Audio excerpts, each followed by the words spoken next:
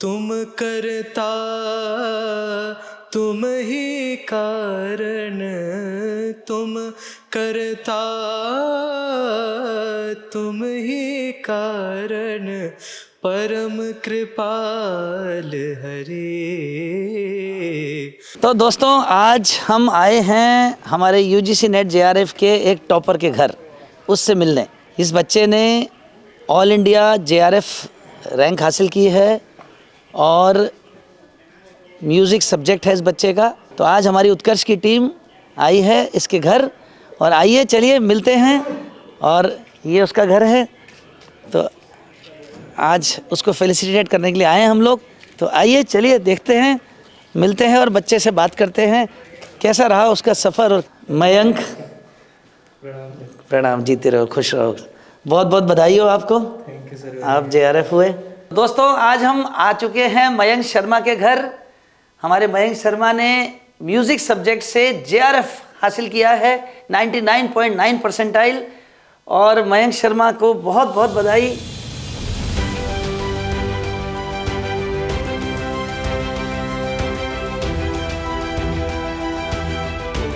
तो दोस्तों आज आ चुके हैं हम मयंक शर्मा के घर। मयंक शर्मा ने म्यूज़िक सब्जेक्ट से जेआरएफ क्लियर किया है। उत्कर्ष के ये हमारे डायमंड हैं, ब्राइट स्टार हैं। पहले सबसे पहले तो हमारे बच्चों को आप अपने बारे में बताइए। जी सर। सर मैं अलवर का रहने वाला हूँ। बाकी अभी यहाँ पे मेरी पढ़ाई चल रही है, एमए चल रहा है म्यूज़िक से, फाइनल ईयर, तो यहीं पे रह रहा हूँ अभी। अच्छा, अभी फाइनल ईयर चल रहा है, अभी आपका एमए कंप्लीट नहीं हुआ है? नहीं सर, अभी अरे नहीं वाह, हुआ है। बहुत बढ़िया। देखिए, बिना एमए कंप्लीट हुए अभी एमए कंप्लीट नहीं हुआ है, लेकिन इस बच्चे ने जेआरएफ हासिल कर लिया है। बहुत बहुत बधाई आपको, ये तो बहुत ही खुशखबरी वाली थैंक बात यू है। सर। जी। बस ये आपका आशीर्वाद है, गुरुजनों का और माता पिता का बिल्कुल आशीर्वाद है। बिल्कुल, माता पिता का आशीर्वाद तो पहले है सबसे। बस सर यही कहना चाहूँगा कि मतलब काफ़ी सारे चैलेंजेस भी आए, क्योंकि फर्स्ट अटेम्प्ट में और सेकंड अटेम्प्ट में सिर्फ नेट ही हुआ था, जेआरएफ नहीं हुआ था। तो फिर काफ़ी ज़्यादा ऐसे लगा था कि मतलब 2 बार अटेम्प्ट हो गया फिर भी जेआरएफ नहीं हुआ। पर फिर भी अंदर से एक रहा कि अब चाहे कुछ भी हो जाए, जेआरएफ तो निकाल के ही रहना है। और सर आपको सुनते हैं तो इतना मोटिवेशन, इंस्पिरेशन मिलता है। फिर पढ़ाई चालू रखी, रेगुलर रखी, तो आज आपके आशीर्वाद से, कृपा से, और जेआरएफ हो गया सर। अच्छा मयंक, ये बताओ, ये सफ़र में क्या क्या कठिनाइयाँ आई, क्या क्या दिक्कतें आई? सर दिक्कतें तो सबसे ज़्यादा एक तो यही होता है कि 2 बार जब नहीं होता है जेआरएफ तो एक निराशा आ जाती है कि शायद मुझसे नहीं हो पाएगा। तो एक ज़रूरत होती है कि हम थोड़ा मोटिवेट हो, तो आप जैसे टीचर हैं मोटिवेट करने के लिए, तो फिर अब वापस से एक ऊर्जा आ जाती है और ज़्यादा मेहनत करने की, पढ़ने की, तो फिर मिल जाती है सफलता। अच्छा, और मयंक ये बताओ कि ऐसे स्टूडेंट्स जो अब आपसे जूनियर हैं और अब वो नेट की राह पर अब चले हैं, तो उनके लिए आप क्या संदेश देना चाहेंगे? उन्हें क्या करना चाहिए, किस तरह से अपनी पढ़ाई को आगे बढ़ाना चाहिए? सर मैं यही कहना चाहूँगा कि पढ़ाई जो है रेगुलर रहनी चाहिए। एक भी दिन मतलब पढ़ाई मिस नहीं होनी चाहिए। तो एक कंसिस्टेंसी जो है बहुत ज़रूरी है। और साथ ही हमें मतलब जितना ज़्यादा हो सके मतलब क्वेश्चंस वगैरह प्रैक्टिस करने चाहिए प्रीवियस ईयर के, और जितने भी प्रैक्टिस क्वेश्चंस हैं, जितना ज़्यादा क्वेश्चंस करते हैं उससे ज़्यादा और कॉन्फिडेंस बढ़ता है, और समझ में आता है कि एग्ज़ाम में किस तरह से क्वेश्चंस आते हैं और हमें किस तरह से अटेंड करना है। तो रेगुलरिटी और क्वेश्चंस प्रैक्टिस से बहुत ज़्यादा मुझे फ़ायदा मिला है सर। आपने कितने घंटे रोज़ की पढ़ाई करी? सर ऐसे फिक्स नहीं होता था, मतलब पढ़ता ही रहता था। जैसे सुबह की पढ़ाई सबसे अच्छी होती थी मेरी, तो सुबह काफ़ी देर 3-4 घंटे पढ़ता था। फिर उसके बाद दोपहर में कॉलेज होता था, फिर शाम को भी आके पढ़ता था, रात में भी पढ़ता था। ऐसे फिक्स नहीं था। पूरा तो दिन पढ़ना है, सिर्फ पढ़ना? हाँ सर, बस एक टारगेट फिक्स हो गया था कि जेआरएफ निकालना है, उसके लिए बस पढ़ते रहना है। मयंक हमारे बैच का भी रेगुलर स्टूडेंट है और रेगुलरली इसने क्लास ली थी। तो आपको रोज़ाना क्लास लेने का जो बेनिफिट मिला, क्या आप नोट्स भी उतारते थे?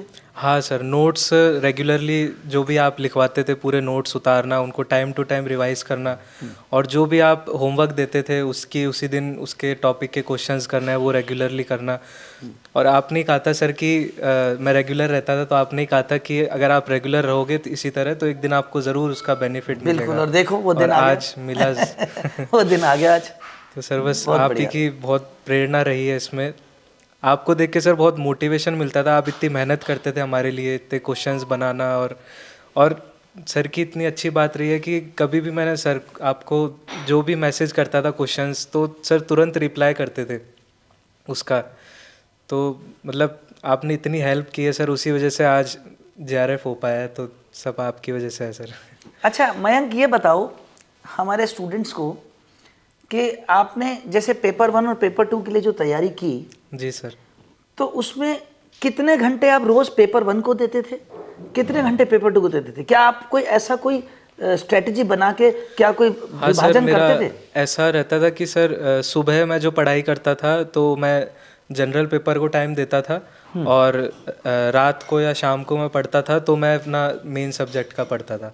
अच्छा। तो इस तरह से मैंने मैनेज किया था सर। अच्छा, और क्या पेपर 1 को रोजाना पढ़ते थे आप? हाँ सर, रेगुलरली पेपर 1 और रेगुलरली पेपर 1 और पेपर 2 दोनों पढ़ते थे? दोनों पढ़ते थे सर। अच्छा, और इस बार का जो पेपर आया उसके हिसाब से आपको क्या लगता है कि एक स्टूडेंट को ज़्यादा ध्यान पेपर 1 या पेपर 2 में से किस पे देना चाहिए या बराबर देना चाहिए? सर मैं तो ये कहूँगा कि दोनों पर बराबर ही ध्यान रहना चाहिए, क्योंकि जितना पेपर 2 इम्पोर्टेंट है उतना ही पेपर 1 भी। अगर पेपर 2 में अच्छा स्कोर कर लिया और 1 में अगर कम स्कोर हुआ तो फिर जेआरएफ नहीं हो सकता। नहीं तो हो सकता। इसलिए जेआरएफ चाहिए तो दोनों पेपर पे उतना ही देखो ध्यान बच्चों, देना पड़ेगा। पेपर 1 के बिना जेआरएफ नहीं हो सकता, दोनों पेपर इक्वली इंपॉर्टेंट हैं। आपने ये जो पढ़ाई शुरुआत की थी, तो जैसे अब कॉलेज के साथ इसको कैसे मैनेज किया? क्योंकि अभी तो आपका कॉलेज भी चल रहा है, अभी तो मास्टर्स भी सर। कंप्लीट नहीं हुई। हाँ सर, थोड़ा डिफ़िकल्ट तो होता है कि एक तरफ थ्योरी पर भी ध्यान देना है और दूसरा हमारा रियाज रेगुलरली करना है। आप रेगुलरली रियाज करते हैं? हाँ सर, रेगुलरली रियाज करता था। बस लास्ट टाइम जब एग्ज़ाम में कुछ ही दिन बचे होते थे तब थोड़ा सा दिक्कत होती थी, पर रियाज पे भी पूरा ध्यान रहा है। अच्छा, तो उसका भी एक टाइम फिक्स रहता था कि थोड़ा सुबह और शाम को रियाज करना है, तो थोड़ा मुश्किल होता था, पर वही है कि अगर पर सुबह शाम रियाज भी करना और साथ में थ्योरी भी पढ़ना तो जी सर, काफ़ी डिफ़िकल्ट होता है, पर सर एक टारगेट माइंड में फिक्स रहता है तो फिर बस वो हो जाता है। आशीर्वाद रहता है सब गुरुजनों का तो हो जाता है सर। हमारे मयंक जो है वो म्यूजिक सब्जेक्ट से हैं और रियाज करते हैं। अब क्या वोकल है या जी जी सर। इंस्ट्रूमेंट है आपके हाँ, पास? गायन में है सर। गायन में है मेरा। आप? जी सर। अच्छा अच्छा, बहुत बढ़िया बहुत बढ़िया। तो कुछ हमारे स्टूडेंट्स को कुछ आपके गायन का कुछ नमूना दिखा दीजिए ना। जी सर, तो मैं सर एक थोड़ा सा 2 लाइन भजन सुना देता हूँ। ठीक है।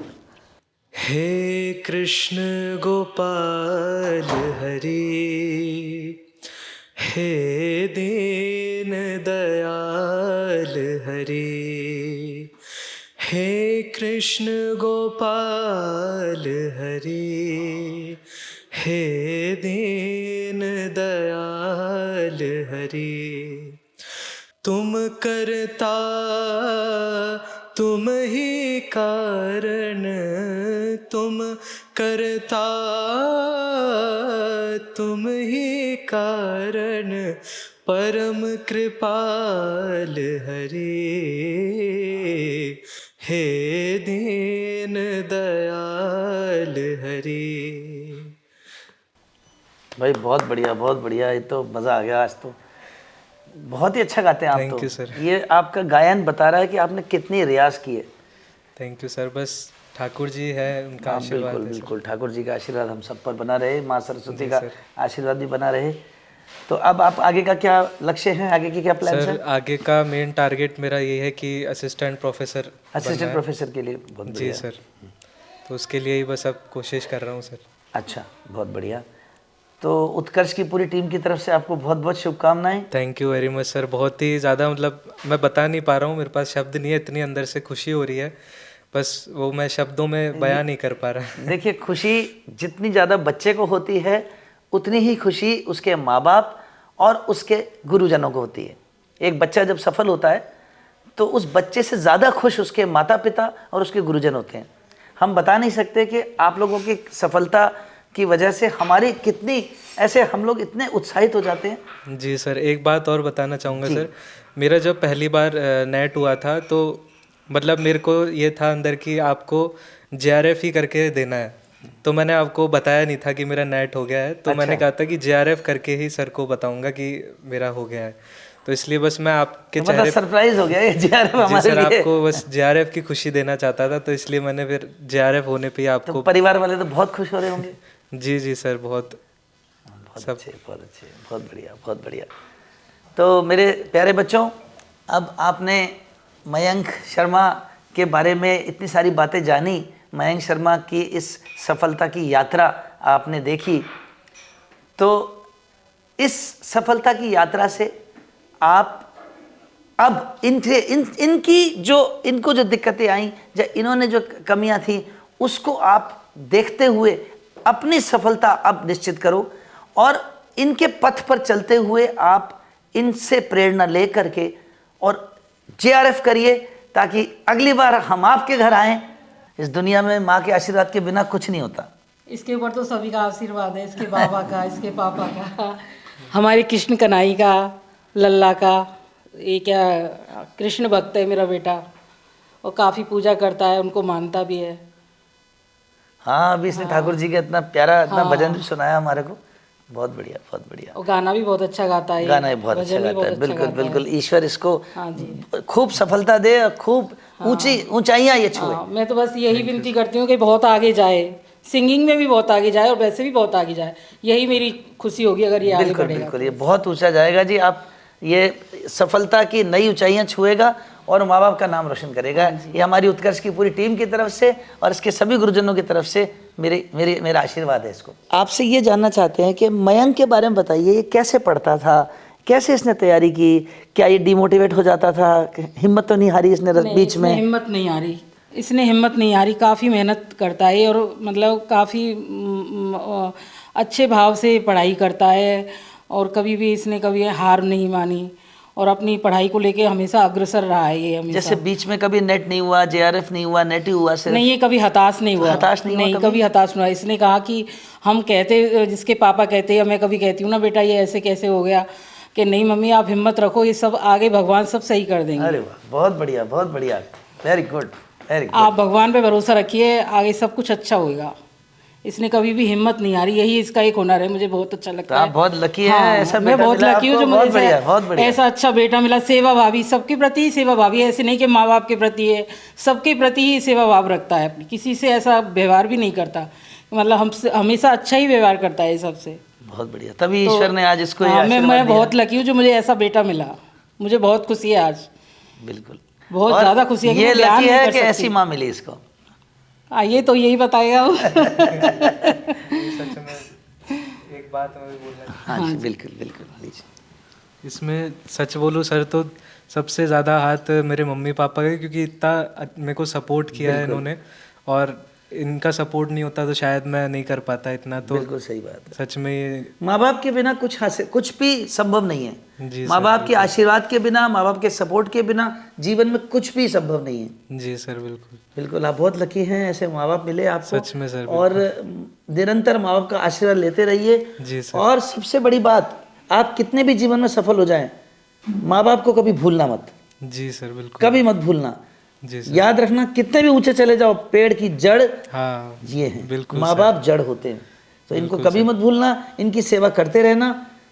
ईश्वर करे आपको खूब सफलता मिले। God bless you. Thank you very much. Very good.